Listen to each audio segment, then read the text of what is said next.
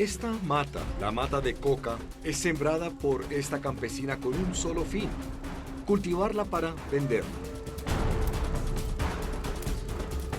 Esta se convertirá en cocaína, uno de los narcóticos más destructivos y adictivos. Hay millones de consumidores en todo el mundo y aquí en Colombia hay cada vez más. ¿El resultado de este consumo? Escenas como estas. Jóvenes colombianos que terminan en salas de urgencias por sobredosis de cocaína. La cocaína que sale de estas matas de coca también está fomentando la industria del microtráfico. Miles de jóvenes en nuestro país se integran a bandas y muchos de ellos terminan en cárceles.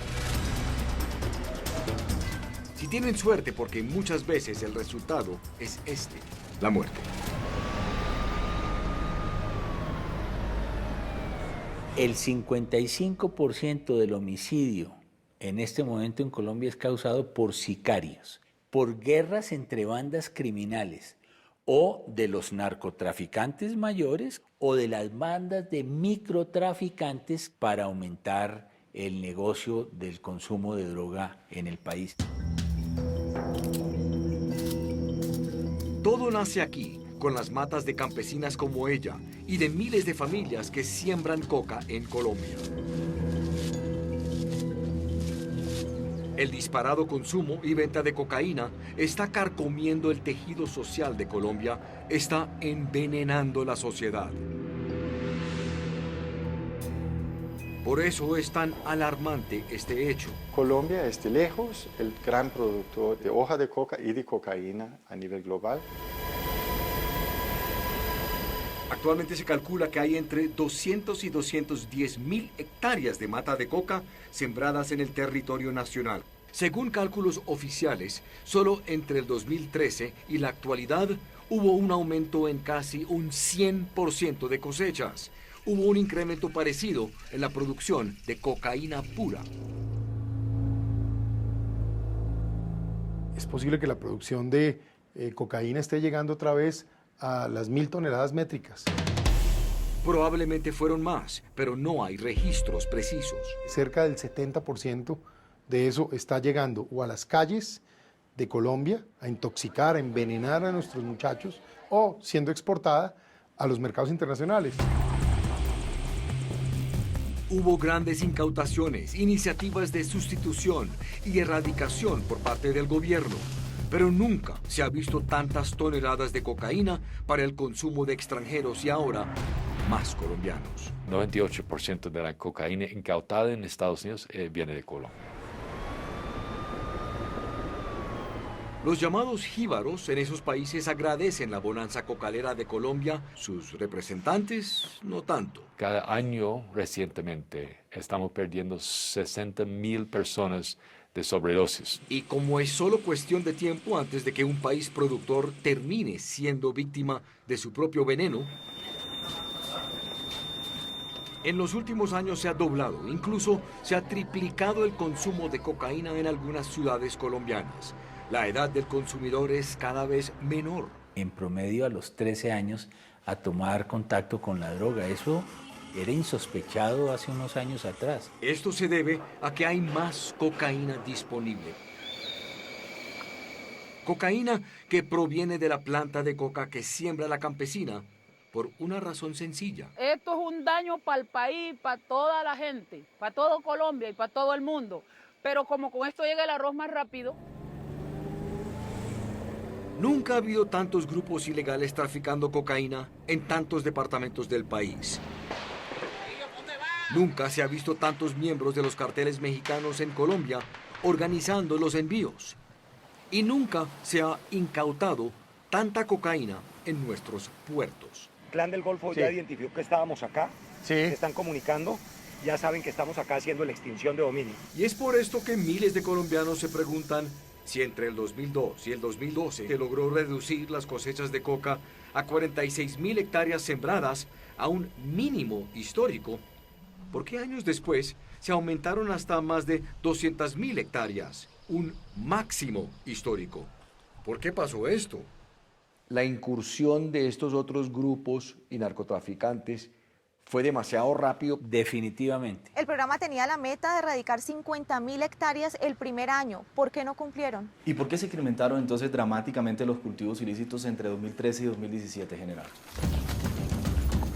Juan Guillermo Mercado viajó al Caquetá y a la región del Catatumbo. Aquí hay cerca de 14 arrobas de hoja de coca. Laura Hincapié viajó a Tumaco para conocer qué pasó con los programas de sustitución. ¿Usted no va a dejar de sembrar coca? No va a dejar de sembrar mientras el gobierno no cumpla. Y yo, Manuel Teodoro, busqué a los que están tratando de ganar esta guerra que lleva décadas, pero ahora con menos armas. Observo que los helicópteros siguen prendidos y estamos como muy rodeados. ¿Por qué? Por seguridad. Seguridad. Hablamos con quienes sabían que esto iba a suceder. Uno de los mayores críticos. Desde luego hablamos con representantes del gobierno actual. Las FARC pidieron muchas cosas en el acuerdo, Juan Guillermo. Y finalmente quisimos averiguar qué nos espera en este asunto durante los próximos 4 años. ¿Usted va a retomar las fumigaciones aéreas?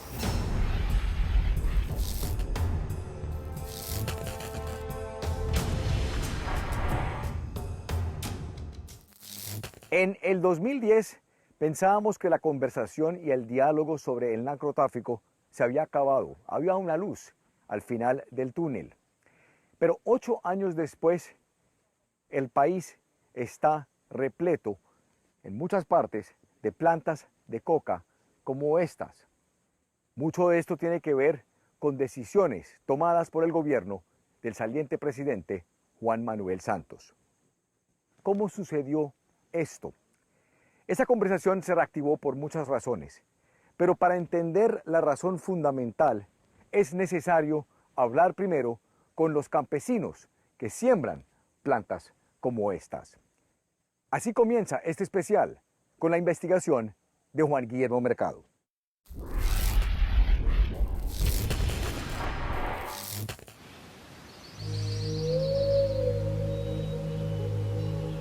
En esta montaña no se escuchan aviones cerca, ni helicópteros, solo pájaros, que reflejan una extraña calma en esta zona cocalera de Caquetá. Hace 8 años era normal ver las aeronaves.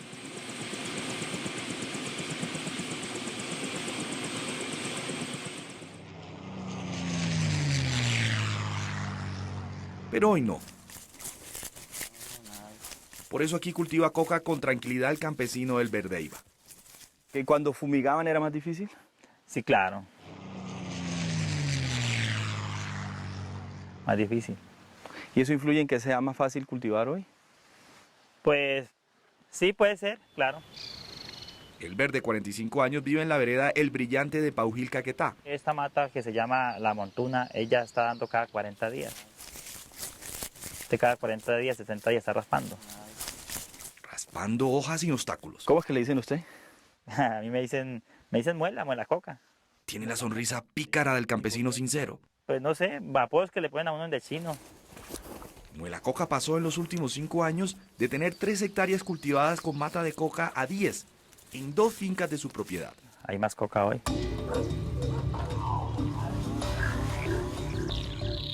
El auge del narcotráfico, porque pues, sabe que es lo que más mueve la economía.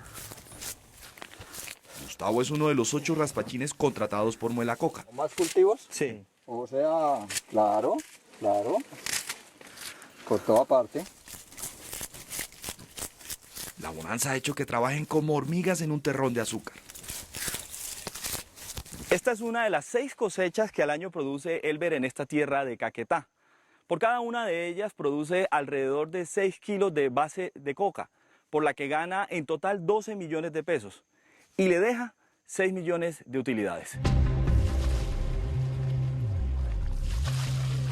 La producción de pasta la hacen en este laboratorio, donde trabaja el hijo mayor de Elber, de 16 años. Aquí se pica, ahí se le echa el cemento. Después se le echa agua con un poquito de sulfato de amonio, ya se revuelca y vuelve y se pica y se echa la gasolina. pasta de coca. Para ellos dos, oro blanco. Aquí hay cerca de 14 arrobas de hoja de coca, que después de un proceso entre varios químicos y gasolina, terminará siendo cerca de media libra de base de coca. Media libra que está lista para que cualquier narco la compre aquí. ¿Qué es esto? Eso es la base, sí señor. Esto se convierte luego en... Uno la raspa y queda en puro polvo. ¿Cuánto tiene aquí? Aquí hay poquito, por ahí unos 3 kilos. ¿3 kilos que puede vender en cuánto? 6 millones. La pasta de Elber y de no menos 124.000 familias cultivadoras en el país, nunca ha habido tantas, llega a cristalizaderos de narcos, que la vuelven cocaína lista para distribuir. La cifra de producción rompió todos los récords. Según la DEA y la ONU, solo el año pasado narcos produjeron cerca de 1.000 toneladas. Sí, llegan hasta la finca, o en vez de sacar la cabecera municipal, pero es el problema para sacarla, que sí es difícil. De lo cojan a uno, pues, derechito a la guandoca. Sin embargo, usted se expone. Sí, claro, porque pues, o sea, uno dice que pues esto es el trabajo de nosotros, prácticamente los que ellos llaman legal, pero, o sea, ilegal, pero para nosotros pues casi como legal, ¿cierto? Porque es de lo que sobrevivimos. Como en la mayoría de regiones del país, los cultivos ilícitos en Caquetá también aumentaron, pero con una nueva estrategia de siembra. Ahora los campesinos ya no cultivan en grandes extensiones como lo hacían antes, sino en pequeñas áreas de no más de 3 hectáreas como esta.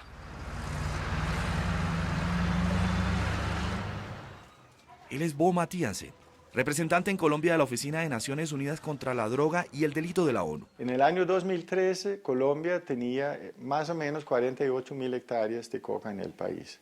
Eso pasó en 3 años a 146.000 hectáreas. Para el gobierno colombiano, las hectáreas de cultivos de coca registradas en 2017 son 180.000.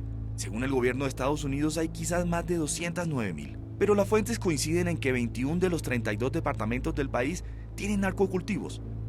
Hay 3 zonas principales de producción: la Pacífica, en Chocó, Valle, Cauca y Nariño, donde Tumaco, con siembras como esta en el sector de Tablón Salado, es el municipio con más coca del país. La segunda área es el eje selvático de Putumayo, Caquetá, Guaviare, y la tercera está ubicada en el norte de Santander, en la agreste región del Catatumbo. Tibú, un municipio de la frontera con Venezuela, es el segundo del país con más matas de coca. En una de sus montañas encontramos a este campesino, Arnulfo Támara Sepúlveda. El cultivo es ese de ahí, donde ve, hasta darle terminación allá. Arnulfo tiene 67 años. ¿Desde cuándo vienen cultivando esta mata? Como de unos 5 años atrás. Los mismos desde cuando Muelas Coca multiplicó sus cultivos por 3. ¿Por qué cree usted que se han incrementado los cultivos? La gente se hizo a la semilla. Voy a conformarme con 1 hectárea. Dice, no, yo quiero tener 2. Así sucesivo. Aquí nadie le viene a arrancar esta mata. Por ahorita no. Según la policía, desde hace 5 años, cultivos ilícitos como estos, aquí en el Catatumbo, no se han podido erradicar de manera forzosa. Esto después de un acuerdo entre el gobierno del presidente Santos y los campesinos. Hoy está más crecido, sí. Lizardo Támara es el hijo de Arnulfo. En el Catatumbo se disparó mucho la siembra por la entrada de muchas personas extranjeras. El resultado es este: producción acelerada de pasta de coca. Inicia con una nueva mano de obra recién llegada. Gano ahora mis 40.000. Raspachines venezolanos. Maracaibo. Tierra del Sol, amado. Atraídos por la bonanza cocalera. Yo soy técnico medio, grado de electricidad, y ve dónde estoy. De los 15 jornaleros que trabajan para Arnulfo, 5 son venezolanos. Como José, sudan como mulas aprovechando esta bonanza cocalera. Gracias a mí, casi la mitad de la familia mía come. Lleva 4 años en el Catatumbo. Esto es un trabajo normal. ¿Cuántos venezolanos raspando? No, no los cuenta nadie, muchos. Ellos raspan más de 20 arrobas por día. Me falta es el apoyo de la familia, el cariño, pues verlo. ¿Tienes hijos? Una. ¿Una niña? Sí. ¿Cuántos años tiene? 1 añito. Laboratorios como los de Arnulfo y sus hijos se expanden por el río Catatumbo. En una de sus orillas está el corregimiento de La Gabarra. La han arrancado, la han acabado y vuelven y siembran. Este cultivador de coca se llama Benjamín Rubio, de 58 años. Trabaja todo el día y viene y vuelve y se va a mediodía y ya. y vuelve otra vez al mismo vicio. Le dicen Mincho. Si yo consigo una libra, cualquiera me la compra. Si le quedó por ahí para las frías, se la tomó y fuera. Este es el río Catatumbo, una verdadera autopista por donde narcotraficantes llevan la base de coca que compran en las veredas de aquí de La Gabarra hasta la frontera con Venezuela, en un recorrido de 2 horas en chalupa. Ahí convierten esta base en cocaína. Están cansados de vivir de una mata ilegal. Tengo a mi apreto aquí me podría hacer fuerza algo así. ¿Y ya fue al médico? Adiós, pero uno no alcanza la plata. Ya los años lo acaban a uno. Del eslabón, los 3 campesinos que pueden sembrar la mata que le da vida a la cocaína son quienes menos ganan. Cocaína colombiana que cada vez más está siendo consumida por jóvenes de nuestro país, donde nunca ha habido tantos adictos. Y cada vez más casos fatales de sobredosis. Claro, uno piensa de que siempre es un perjuicio que se está haciendo a la humanidad. Producción acelerada por la bonanza cocalera que vive este país. El gobierno, pues la verdad, nos obliga prácticamente a hacer esto porque no hay otra alternativa.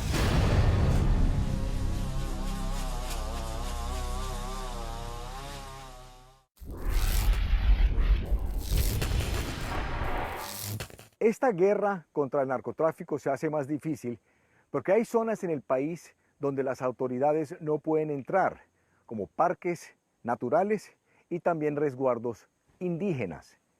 ¿Cuáles fueron los errores que se cometieron en el gobierno que logró que se proliferara cosechas de coca como estas aquí cerca a Tumaco? No se vayan. ¿Fue una buena decisión incluir el punto 4 de narcotráfico dentro de la mesa de La Habana? ¿No cree que se hicieron demasiadas concesiones en ese tema en los diálogos? No, al revés. Yo francamente creo que los críticos del acuerdo no han leído el acuerdo.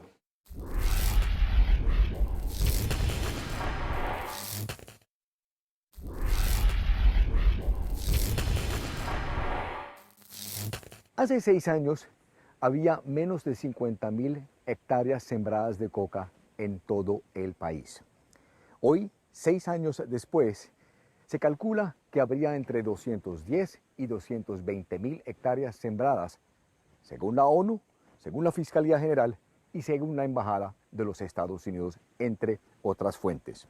Si se pregunta a un campesino por qué sucedió esto, dirá que es porque hay muchas promesas incumplidas. Esta investigación es de Juan Guillermo Mercado.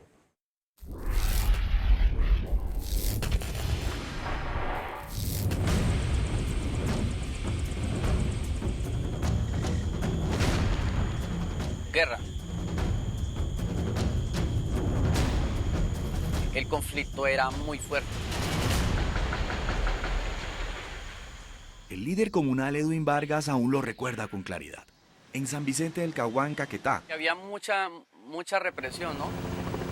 La principal victoria de esta estrategia fue en el año 2012. Llegamos a tener las cifras más bajas de la historia en producción de coca y cocaína, de orden de 46.000 hectáreas. Ese año el ministro de Defensa era Juan Carlos Pinzón. Eso fue un logro muy importante. Pero en ese año también se anunció el inicio formal de los diálogos de paz del gobierno con la FARC. Esa negociación incluyó discutir una nueva estrategia contra las drogas. Pronto se empezarían a conocer las primeras decisiones de esa nueva estrategia. 2013. Se tomó una decisión muy equivocada en el Catatumbo, que fue suspender la erradicación forzosa que se daba allí.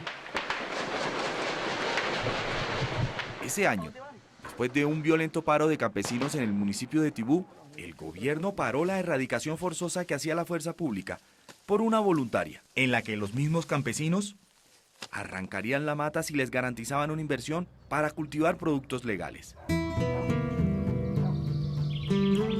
Pero nada de esto ocurrió.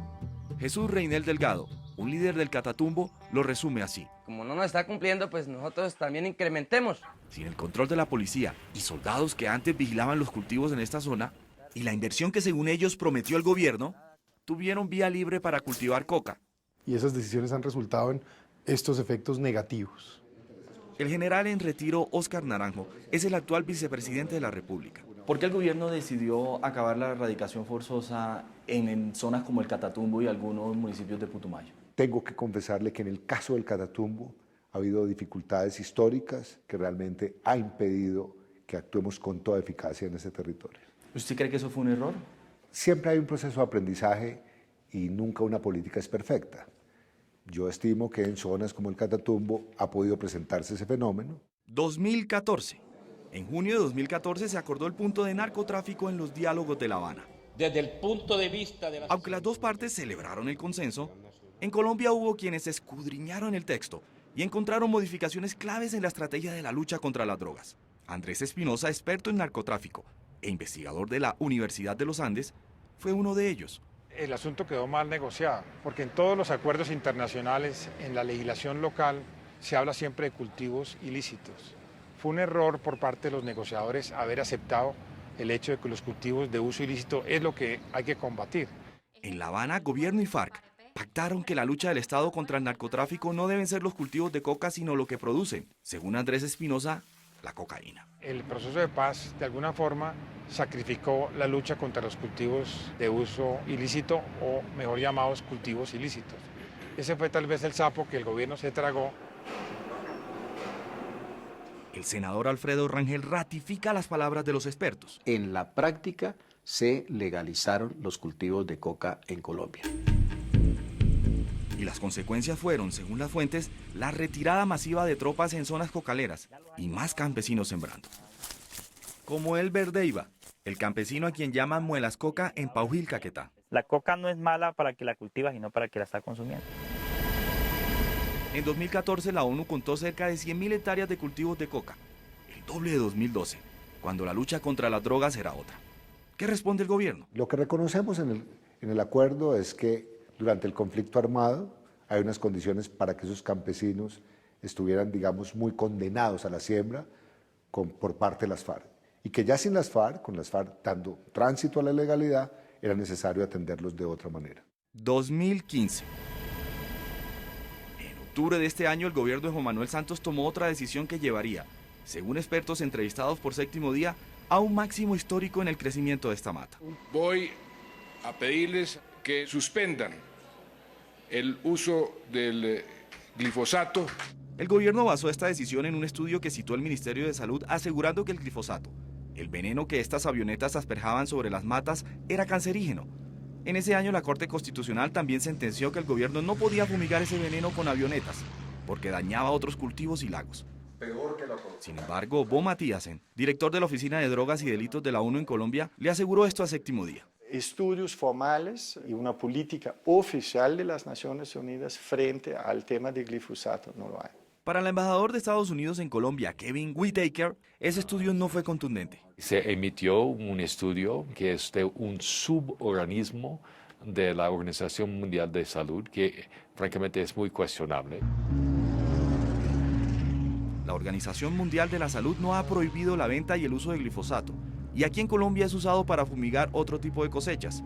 Irónicamente, hace poco el gobierno reactivó la fumigación con glifosato con drones. En mi franca opinión, fue una innecesaria concesión a las FARC en La Habana. Muchos observadores del proceso de La Habana han criticado que esta fue una de las condiciones de la FARC para sentarse a negociar.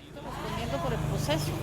En Caquetá encontramos a Esperanza, una delegada del hoy partido FARC en ese departamento. ¿Ustedes le pidieron al gobierno en la mesa de negociación que dejara la aspersión, que dejara de fumigar? De eso nosotros tuvimos en cuenta eso y se planteó.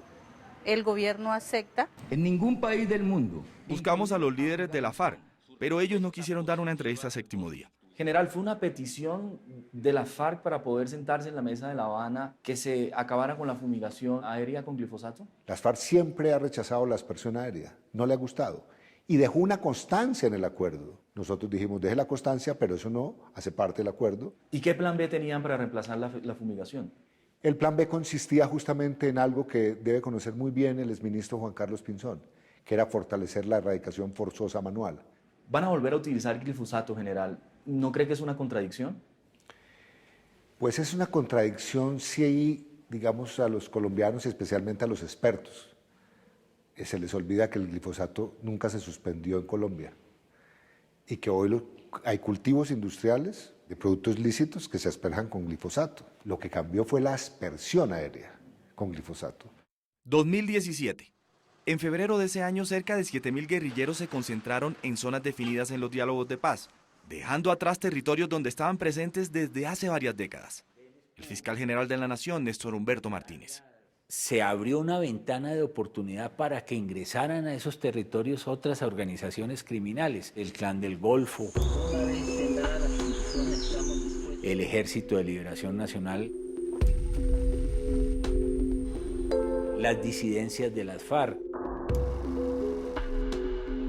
Carteles mexicanos han terminado siendo presencia física en el territorio en las zonas de cultivo. En algunas de esas zonas se había parado la erradicación forzosa y había menos fuerza pública. También campesinos amedrentados para servir al mejor comprador. Eso consolidó la expansión de los cultivos ilícitos, lamentablemente. Ese año, 2017, el gobierno estadounidense contabilizó la cifra histórica más grande de narcocultivos en el país, 209.000 hectáreas. ¿Fue una buena decisión incluir el punto 4 de narcotráfico dentro de la mesa de La Habana? ¿No cree que se hicieron demasiadas concesiones en ese tema en los diálogos? No, al revés. Yo francamente creo que los críticos del acuerdo no han leído el acuerdo. Pero según el fiscal general, estábamos negociando con narcotraficantes. ¿Qué responde a esa afirmación? Yo estuve sentado en la mesa de negociación sobre una premisa. Si estábamos frente a una organización que vivió para narcotraficar o narcotraficaba para subsistir en la guerra. Y yo francamente creo que estamos frente al segundo episodio. ¿Cree, general, que se pagó un precio muy alto negociando el punto de narcotráfico precisamente para poder sacar adelante la paz? No, al revés. ¿Por qué, digamos, la importancia de haber incluido ese capítulo de la negociación? Porque el valor de haber puesto fin al conflicto está asociado al rompimiento de quienes se incorporan al acuerdo, rompiendo simultáneamente sus nexos con el narcotráfico. En lo personal, general, ¿qué siente de dejar este cargo en el gobierno y dejarle al país la cifra más alta de cultivos ilícitos que ha tenido en la historia? Pues francamente me duele.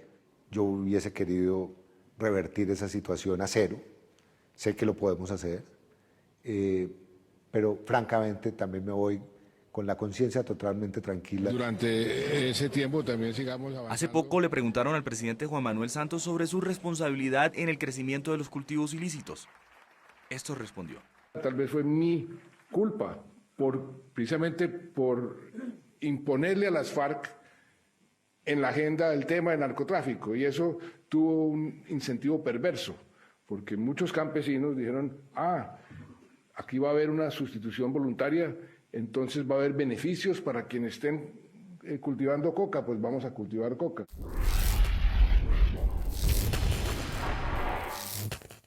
En los años anteriores y durante los primeros años del gobierno del presidente Juan Manuel Santos, miles y miles de familias campesinas decidieron abandonar estas cosechas de coca. Sustituyeron sus cosechas de coca por otras cosechas legales. Pero a partir del año 2012 hacia el 2013, todo eso cambió. Los campesinos volvieron a estos campos y volvieron a cosechar esta planta que está causando tantos problemas. ¿Por qué sucedió esto? Laura Hincapié investigó el tema y este es su reportaje.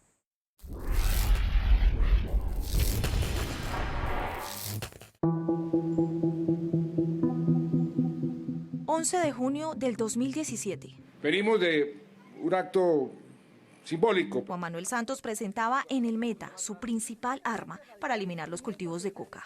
Acordamos un verdadero plan de erradicar la mata de coca y sembrar el plátano.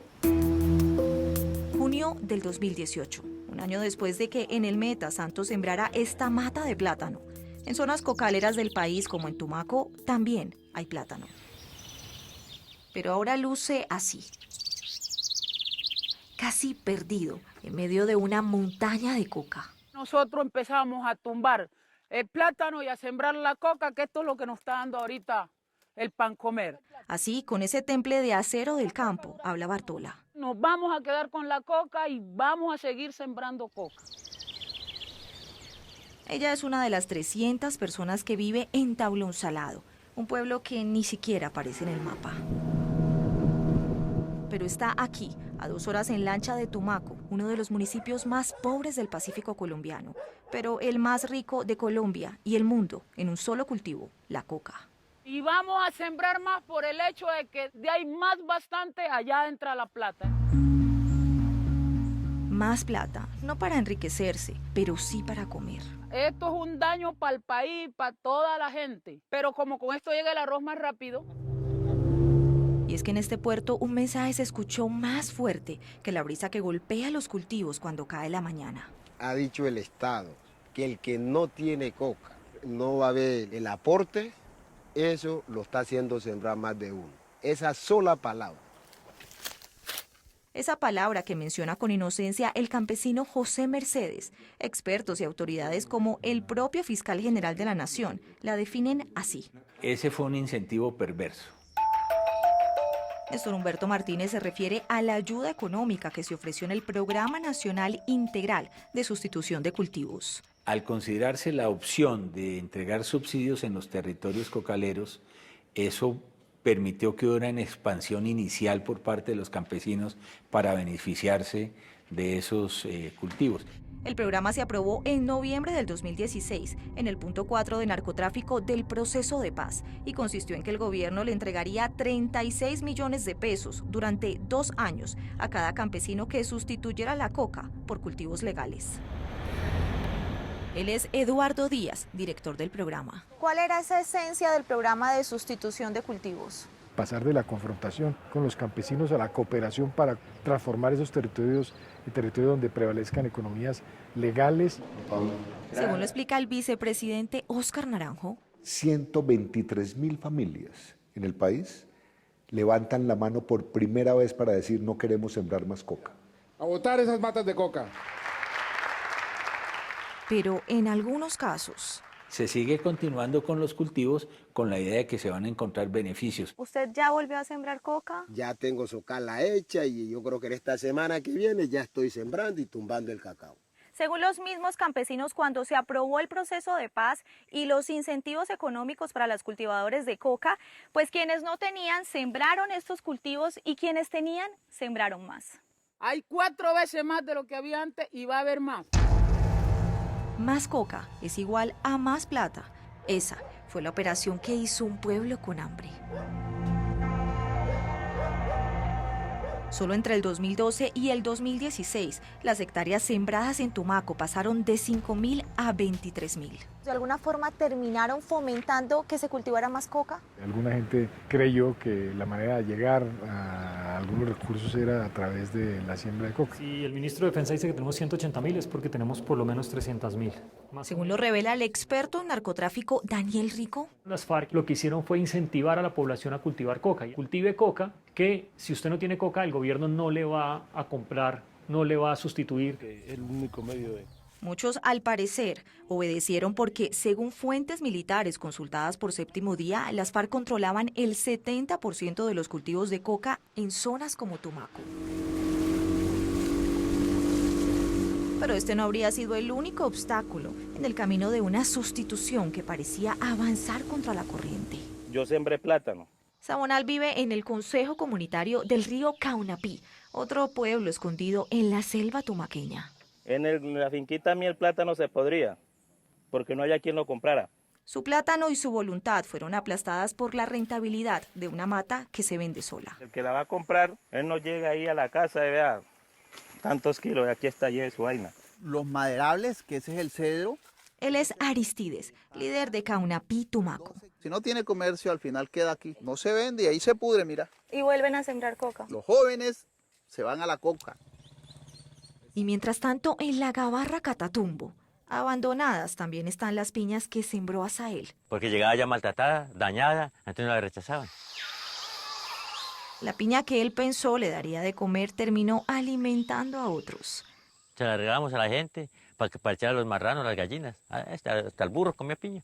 Yo sé, y soy claro en decirlo, aquí si todo esto se incumple, se van a incrementar los cultivos de coca. Y es que hay quienes se cansan de esperar. Nosotros firmamos un acuerdo para sustituir. priorizaron los que tenían más coca. Y en esa espera, campesinos como Sabonal. Tenía más o menos 1 hectárea, yo ya estoy pensando en sembrarme unas 4 o 5 hectáreas. Y en zonas como Las Varas, en Tumaco. El gobierno hizo aquí una exposición de ilusiones. Según ellos, promesas y promesas. Les vamos a hacer carreteras, puentes, escuelas, colegios, todo lo que se necesita. Carlos, del Consejo Comunitario de San Luis Robles, se refiere a los proyectos de desarrollo integral que prometió el programa en las zonas cocaleras. Hasta hoy en día nosotros no hemos visto llegar aquí la primera piedra. Ni la plata. Ni la plata, nada. Esta trocha es la única vía que comunica Las Varas con el resto de un país que para ellos siempre ha estado ausente. ¿Usted se imagina lo que significa sacar una tonelada de plátano de las fincas donde te entierras hasta las rodillas para salir? Entonces, desde ese punto de vista no va a haber solución. Pero finalmente la coca es un cultivo ilegal. Y también es ilegal que el Estado incumpla su promesa. No es una tarea que se cumpla de la noche a la mañana. Y es verdad, yo lo tengo que reconocer porque vivo metido en esas veredas. Los campesinos están ansiosos y exigen mayor velocidad para esa transformación. Y tenemos, repito, que acelerar esa transformación rural. Mientras todo eso ocurre, hay más coca. Y algunos campesinos ingresaron al programa, pero no sustituyeron, como Muelas Coca. Nosotros nos dieron el primer pago, 2 millones de pesos. Pero usted no lo señor, arrancó. todavía no se ha arrancado. Al contrario, hoy en su laboratorio en Caquetá hay bonanza. ¿Y el gobierno no le ha dicho usted hizo trampa?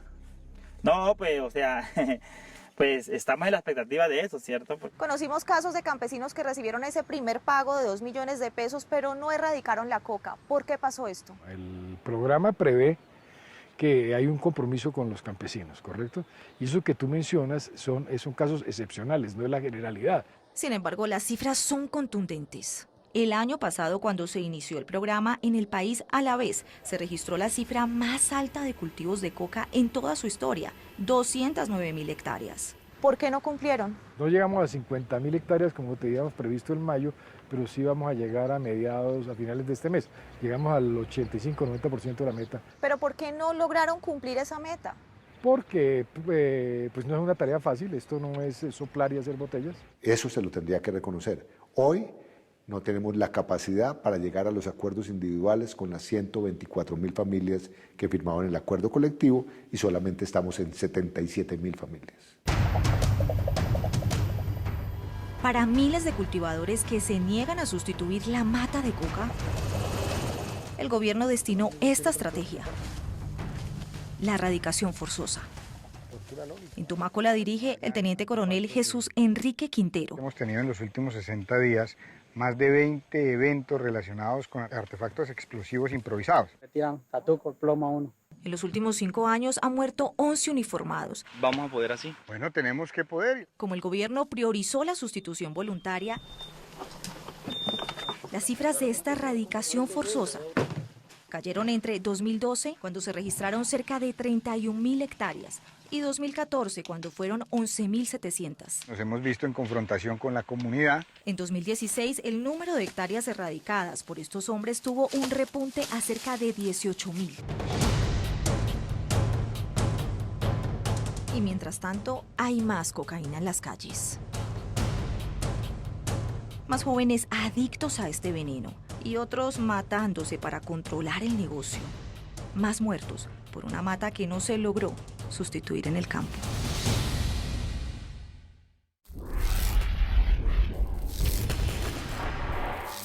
Hay otra polémica consecuencia. Usted la conocerá cuando regresemos. Unos hombres llegan, lo cogen a él del cuello, le disparan.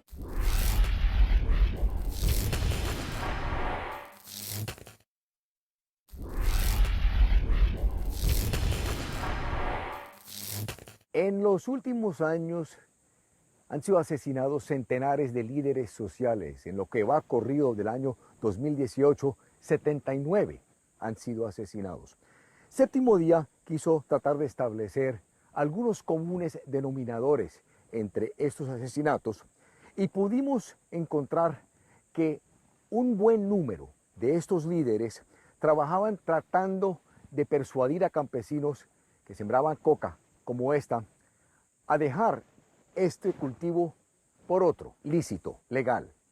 Otros líderes estaban trabajando activamente también con microtraficantes y pequeños expendedores de cocaína en las ciudades, mostrándoles un camino más legal. Obviamente a los narcotraficantes no les cayó muy bien esto. Estos líderes sociales se habían convertido en una piedra en el zapato de estos peligrosos narcotraficantes. A continuación, una historia sobre otra consecuencia de la proliferación del narcotráfico en el país. La historia es de Laura Hincapié.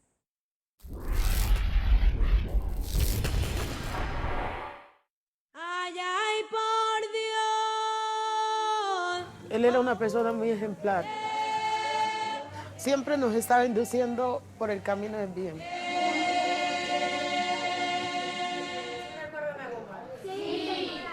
Así, ahogada en llanto, describe Sol a su esposo, Gonzalo Rentería. Y lo que hizo mi esposo fue servir. Un líder, conocido como Goma, en el barrio El Plumón de Pereira, a quien el 12 de mayo del 2016 el mal le ganó la batalla. Los hombres llegan, lo cogen a él del cuello, le disparan, lo tiran al suelo. En este lugar, el líder Gonzalo Rentería recibió en total 7 disparos. Fue trasladado a la clínica, pero cuando llegó su estado era crítico y a los minutos falleció.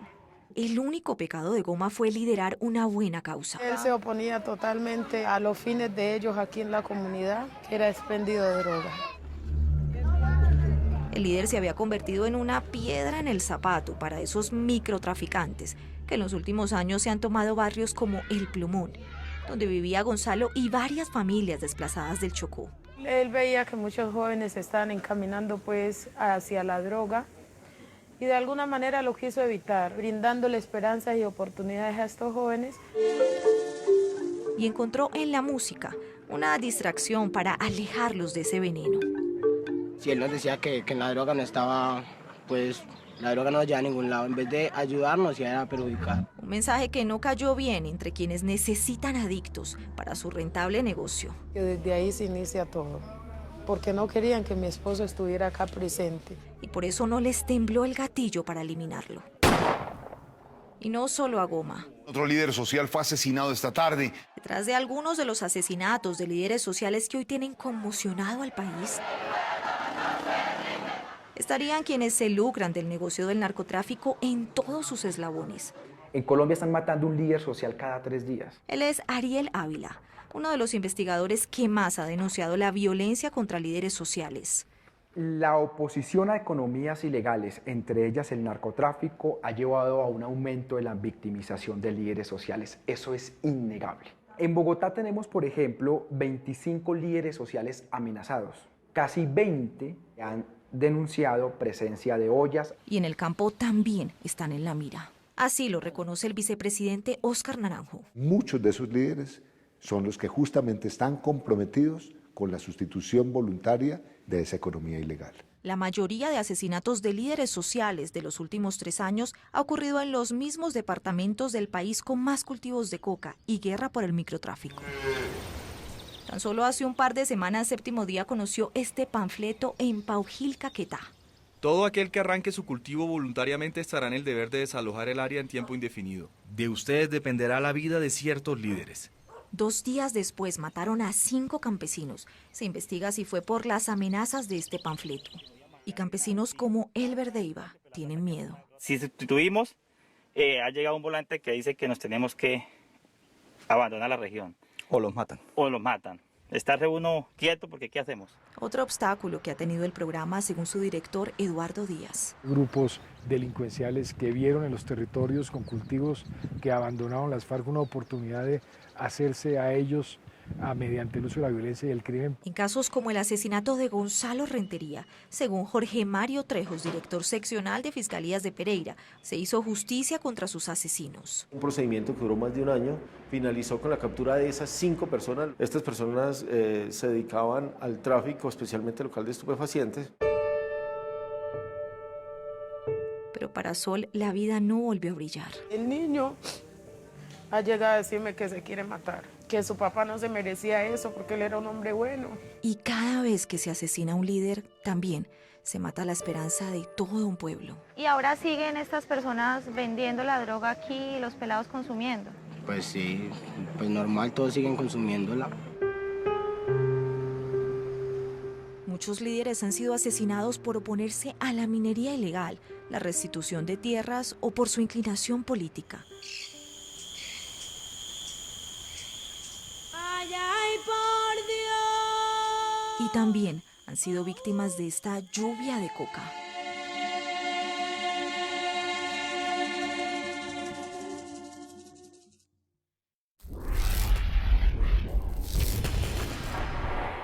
Nunca se ha visto tantos jóvenes colombianos consumiendo cocaína. Fuimos durante muchos años un país productor, ahora somos un país también consumidor. Por otro lado, tampoco se ha visto tantos jóvenes metidos en el negocio del microtráfico. Muchos de ellos se mueren. Aquí un avance de lo que les tenemos preparados para la segunda entrega de este especial el próximo domingo. En medio de una redada, no tienen por qué llevárselo porque ellos están limpios. Esta mamá en Palmira Volvieron y le echaron mano, volvieron y los pusieron a pagar un año. vive el drama del microtráfico. En Medellín, estos jóvenes cambiaron el balón por este polvo, la cocaína. Ángel en Bogotá enfrenta sus propios demonios. Como se consume más traen. Más matas de coca es más cocaína, un veneno que no solo sale al mundo. El consumo ha aumentado más que en el resto de la región. Una guerra que se trasladó a las ciudades. Laura Encapié en Medellín. Juan Guillermo Mercado en Bogotá. Y Manuel Teodoro en Urabá. ¿Qué está haciendo la Policía Antinarcóticos y la Armada Nacional para luchar y batallar el flagelo del narcotráfico? Les contaremos la segunda parte de este gran especial, Lluvia de Coca.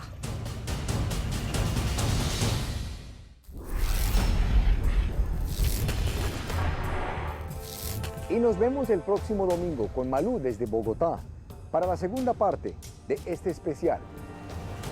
Hasta entonces.